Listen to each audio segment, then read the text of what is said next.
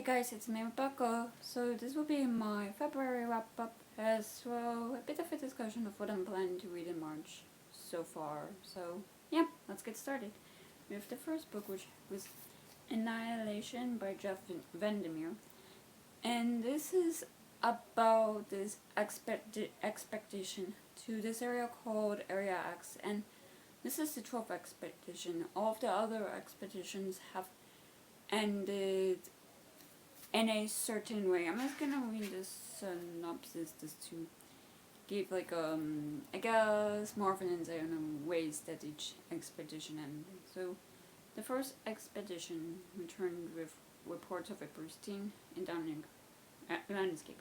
The second expedition ended in mass suicide. The third in a hell of gunfire as its members turned on one another. The members of the 11th expedition returned as shadows of their former selves, and within weeks all had died of cancer. So yeah, things have gone wrong in trying to explore this land that's not really it's not really explained what Area X is. It's just this place where there's this border that surrounds it. It's not easy to get into, and it's I would say isolated, or not isolated, but it's abandoned by any humans and any animals and whatnot. And with the 12th expedition, we follow these 4 women: an anthropologist, a surveyor, a psychologist who is the de facto leader, and our narrator, who is a biologist. And their mission is to map the terrain, record all observations of their surroundings and of one another, and above all, avoid being contaminated by Area X. And they arrive expecting the unexpected, and Area X delivers. But it's surprises that came across the border with them and a secret the expedition members are keeping from one another that changes everything. So yeah, something interesting about this is all of the women, they don't know each other's names. It's the surveyor, the anthropologist, the psychologist, they are known by their titles, by their roles, and even when they were in training for the expedition, they didn't know each other's names. So in a way, they weren't able to bond or anything. It's isolating themselves from each other and alienating from one another, as they don't know each other's names and only their titles. And the leader, the psychologist, she has these phrases she uses, and I'll put the other members under some sort of hypnosis, which to control them for some reason. And it seems like she was charged for keeping them in line with plans of their superiors, which we don't fully know. And as well with our narrator, the biologist, she also has a connection to Area X, in a sense. On the 11th expedition, her husband was involved, and when he came back, she didn't recognize him whatsoever. So there's that. She saw how he did lose himself and became a shadow of himself. Something in Area X has an effect on the people in it. It also caused them people in this 12th expedition to turn on one another, as we see with a few members, and how it makes them lose their minds and this cause a lot of death. So that was intriguing, and yeah, you cannot help but wonder what exactly Area X is, because it is this land that no one really knows, that the government wants to explore, and it's the ideology of the place and how it could be a place on Earth, but it's not. It's a entity on its own, and that was also quite interesting. The not knowing and the wondering of what exactly is this. And I would say by the end you don't really get all of the answers, just because the biologist, she kind of put 2 words, what exactly she saw. She kind of wrapped her mind around her experience, and overall I did enjoy this, and I'm pretty sure I gave it 4 stars. The next book I finished in February was Normal People by Sally Rooney. And this is about Connor and Marianne, who grew up in the same small town, but the similarities end there. At school, Connor is popular and well-liked, while Marianne is a loner. But when the two strike up a conversation, awkward but electrifying, something life-changing begins. And you see how in school, like Connor, he's this popular football player. Marianne, she's this loner. She likes to read by herself, this really by herself. And when they get out of their small town and go to college, at Trinity College, we see how those roles reverse on one another, how Marianne, she becomes this popular girl, like she fits into the wealthy lifestyle of the people in Dublin. And Connor, he realizes, like, he has a lot of anxiety. He's not an outgoing person naturally, and also he's not the biggest people person. And you see that, and also see like how their friendship develops and changes, how they have this this thing where they sleep together and it's like an on and off thing, like it's not really a proper relationship because they are dating other people while they also have feelings for one another and whatnot. And I also like this because even though they are from the same small town, they come from different classes in a sense. Marianne, she's upper class, her family is rich and whatnot. And Connor, he is, middle class. Like, his mother works as a cleaner in Marianne's house, which is how the two really get to know each other, because he'll go to pick up his mother when her shift ends. And with the fact they come from different classes, it kind of adjust their views on certain aspects in the sense of money. Like Connor, he needs money to survive. He knows this well. Marianne, like, she doesn't really seem to care about money, but also there's also differences in the sense family dynamic, because Marianne, she doesn't have a very good relationship with her brother and mother. Like, they don't treat her well. Her brother's abusive. He'll say horrible stuff to her, and her mother's just there, also saying bad stuff. Like, not good dynamic at all. And Connor, he doesn't really understand this when Marianne tries to tell him about it, because he has a very good relationship with his mother. Like, his father, not in a picture at all, but his mother, it seems like there's a respect there between the two of them that was also quite interesting. And we see what matters to them in different moments of their life, like relationships and friendships, their reputations, like in school and with other people. And we see, like, as they go through the ups and downs in their life. And I don't know, I just liked seeing them as people really, and like how mundane it is, and also like how complex they are. Like, people, like, they are not black and white people. Like, I don't think anyone really is, but seeing that and seeing, like, I guess the gray areas they'll fall into, and seeing as they are discovering themselves in their like very late teens, early 20s, it was just interesting to read about. So yeah, I very much enjoyed that, and I gave it 4 stars. Now, the next book I finished in February was The Lamb by Lucy Rose. And this is about Margot and Mama, who live by the forest ever since Margot can remember. When Margot is not at school, they spend quiet days together in their cottage, waiting for strangers to knock on their door. Strays, Mama calls them, people who have strayed too far from the road. Mama loves the strays. She feeds them wine, keeps them warm, then she satisfies her burning appetite by picking apart their bodies. But Mama's want is stronger than her hunger sometimes. And when a beautiful white-toothed stray named Eden turns up in the heart of a snowstorm, Margot must confront the shifting dynamics of her family, untangle her own desires, and make her bid for freedom. With this gothic coming-of-age tale, debut novelist Lucy Rose explores how women swallow their anger, desire, and in an instance, and wings the relationship between mother and daughter until blood drips from it. And yeah, and we see how eventually this turns to quite an interesting dynamic with mother and daughter, in a sense. Mama, in the way she resents becoming a mother. Like, she is so selfish.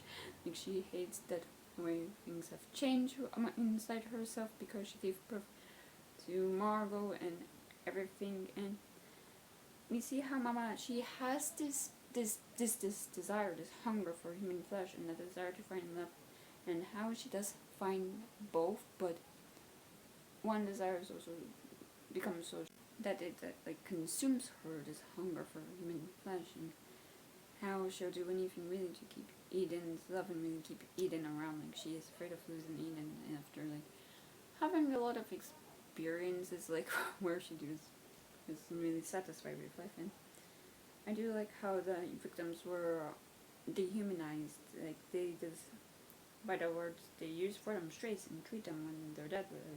It's like they're animals and not humans, and how the introduction of Eden and changes the things. And we see the dynamic between Margot and Mama shift, and we see a different side of Mama. There is a distance going between Mama and Margot as Margot grows and becomes her own person and becomes less a part of Mama. It does end with Margot, with Mama and Eden. They see that Margot is becoming her own person, and soon they will lose her and they will lose control over her, and they want that control. And we see how toxic they want and how bad it is, like how much they want to keep her nearby, and it was something, let's just say. I don't want to give too much away, so yeah, overall I very much enjoyed this and I gave it 5 stars. Now the next book I read in February was The Broken Girls by Simone St. James.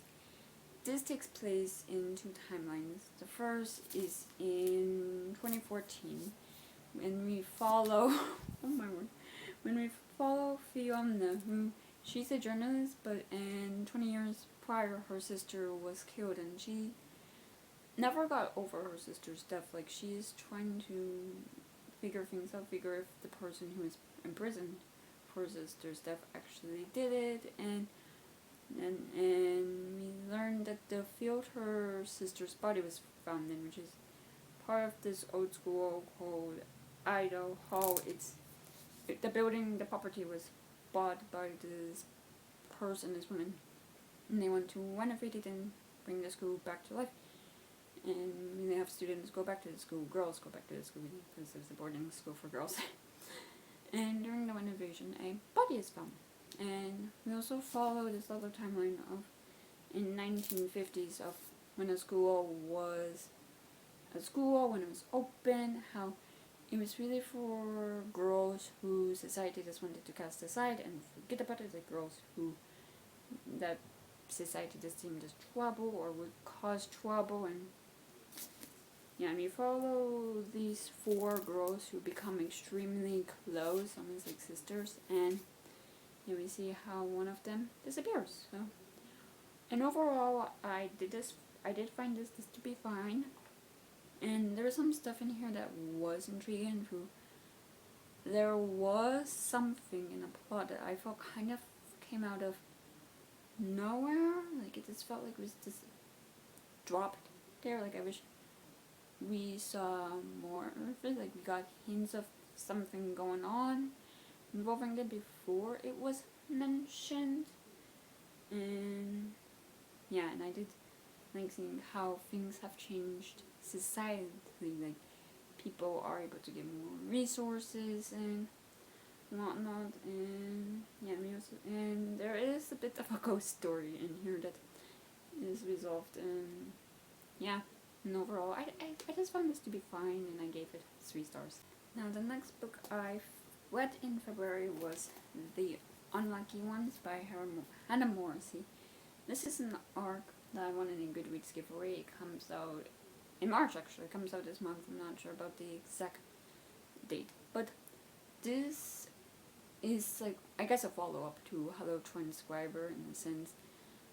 We follow Hazel, who was the main character in that novel, 8 years after she's left Black Harbor, and she's back in town when her ex-husband is found murdered, and Hazel, she still has, I guess, some trauma, because this relationship wasn't exactly the healthiest, At times, her ex-husband could be emotionally abusive and like very manipulative and whatnot. It was just not a good dynamic, and she is still haunted by him, even in her life in New York. With like, she'll think she sees him, and it will just cause her to be in actual danger. Like it's this, she goes back to trying. I find who did it and actually wrap her mind on the fact that he's actually dead and allow herself to, I guess, heal. And there's also Nikolai, who is her ex-lover, who is also, I guess, the head of like the violent crimes unit in Black Harbor, and he is the one in the leader finding out who killed Tommy. And we see like their relationship and how things have shifted and whatnot. Like they've both shifted, and Nikolai, he does recognize like, I guess, the past behaviors of Hazel were because of her relationship with Tommy, and how Hazel was also haunted by Nikolai in 8 years, and she also wants closure from that and whatnot. And I did enjoy this very much. Like I would say, weather-wise, it's just the opposite of Hello Transcriber, in a sense. Hello Transcriber took place in winter, and this takes place in summer, and I very much enjoyed the descriptions of summer in this one, in the sense that it's very hot, very dry, it's like almost suffocating. Like you feel like you cannot breathe, your clothes are stuck to you, like it's, I don't know, I just very much enjoyed that description as well as, I don't know, really seeing more of the police work, I guess. That's because I'm someone who enjoys cop shows. I enjoy crime novels like this. I think this is the first time I read an autopsy scene that was actually gruesome, and I very much enjoyed it. But yeah, I very much enjoyed this one, and I did give it 4 stars. So now the last book I finished in February would be The Tiger and the Wolf by Adrienne Tolkowski, and this is about mainly, I'm sorry if I butchered that, I could never figure out how to say her name, whose father is the Wolf Clan's chief, but she's an outcast. Her mother was queen of the tigers, and these tribes have been enemies for generations. She also hides a deadly secret, and all can shift into their clan's animal form, but many can take on tiger and wolf shapes. She can disown half her soul, so escapes, with the killer broken axe in pursuit. The wolf chieftain plots to rule the north. In controlling his daughter is crucial to his schemes. However, other tribes also prepare for strife. Priests foresee danger, and in time of testing and broken laws, some say a great war is coming, overshadowing even the wolf ambitions. But what spark will set the world ablaze? And with this, we see how many she's on the one from her father, from the wolf, as well. Her battling this inner turmoil, and like she does have to pick a side. She has to pick over her tiger or wolf. So otherwise, like she cannot have both souls in her, because they will fight one another. And yeah, we see that. We see really that's the hunt for money and her figuring out like what to do. And along the way, she does meet other characters who play a part in her journey. So yeah. And this wasn't for me. I just didn't feel connected to the characters. I didn't really feel connected to the writing. But it was intriguing. I was intrigued on like what Marion, oh my word, what Mandy will do, and what she will decide, and what the outcome of her decision will be. So, yeah, but overall, this was fine. Like I didn't dislike it in any sense, but I did give it 3 stars. Now that is all the books I read in February, and the books I'm planning to read in March so far, and everything else will be in my March wrap up. But the book I will be starting now is Ink Blood Sister Scribe by Emma Torres. And this is about this family who have guarded a collection of ancient and rare books that let a person walk through walls or manipulate the elements, books of magic that half-sisters Joanna and Esther have been raised to revere and protect. All magic comes with a price. Through and for years the sisters have been separated. Aether has fled to a remote base in Antarctica to escape the fate that killed her mother, and Johanna's isolated herself in their family home in Vermont, devoting her life to the study of these cherished volumes. But after their father dies, suddenly while reading a book Joanna has never seen before, the sisters must unite to preserve their family legacy. In the process, they'll uncover a world of magic far bigger and more dangerous than they ever imagined, and all the secrets their parents kept. Secrets that span centuries, continents, and even libraries. So yeah, I'm very much intrigued about that. And after that, I do plan to jump into Jade the Legacy, which is the third and final book in the Greenbones saga by Fondly, the first book being Jade City. And yeah, I'm not really going to describe the synopsis for this, and I can't really without spoiling the first two books. But I would say the first book, Jade the Legacy, is about these clans called Greenbones who wear jade, and it gives them abilities, and we see over the course of the books how the clans, like, they're at war with one another, trying to gain power over the other, as well war with other countries surrounding them, and the whole, I guess, political business when it comes to jade and whatnot. So yeah, I'm very much intrigued to see how this trilogy ends. And my god, that book is heavy, like, physically. And after that, I do plan to jump into Jane Eyre. So yeah, my reading, like, this is a contrast. Like, and this is about the loneliness and quality of Jane's childhood strengthens her natural independence and spirit, which prove invaluable when she takes a position as a governess at Thornfield Hall. But after she falls in love with her sardonic employer, her discovery of his terrible secrets forces her to make a far-ranging choice. So yeah, I'm very much intrigued for this one, and I hope I enjoyed. So yeah, and now that is everything I've read in February and what I plan to read in March so far. Again, everything else I read in March will be in my March wrap-up. So yeah, that's it for this video. If you enjoyed it, please give it a thumbs up. Leave a comment below telling me what you've been reading recently. If you want to, please subscribe to this channel, and if you want to follow me on any social media, then all those links are in the down bar below. I'll see you guys next time I post a video.